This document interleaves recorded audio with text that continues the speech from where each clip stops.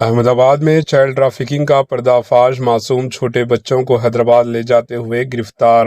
گجرات کے احمد آباد اور حیدرآباد کے جوڑنے والے ایک سنگین چائلڈ ٹریفکنگ کا معاملہ منظر عام پر آیا، جہاں احمد آباد کی پولیس نے ایک معصوم بچے کی اسمگلنگ کی کوشش کو ناکام بنا دیا۔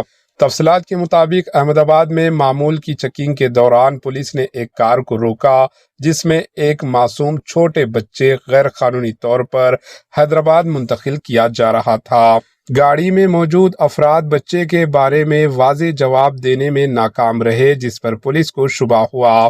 تحقیقات کے دوران انکشاف ہوا کہ ملزمان نے احمد آباد گجرات کے ایک پرائیویٹ ہسپتال سے چھوٹے معصوم بچوں کو 3,60,000 روپے میں خریدا تھا اور اسے حیدرآباد میں فروخت کرنے کا منصوبہ بنایا گیا تھا۔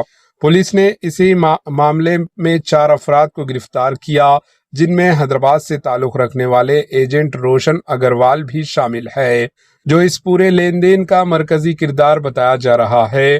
ابتدائی تفتیش میں یہ بھی سامنے آیا ہے کہ یہ کوئی اکیلا واقعہ نہیں بلکہ ریاستوں کے درمیان چلنے والی ایک بڑے چائلڈ ٹریفکنگ نیٹ ورک کا حصہ ہو سکتا ہے۔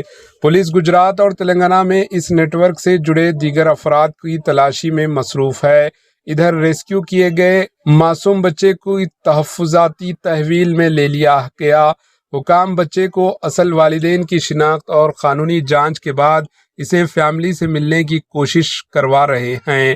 پولیس کا کہنا ہے کہ اس معاملے میں مزید گرفتاریاں ممکن ہیں اور تفتیش کا دائرہ وسیع کیا جا رہا ہے۔ Bureau report, AHN news.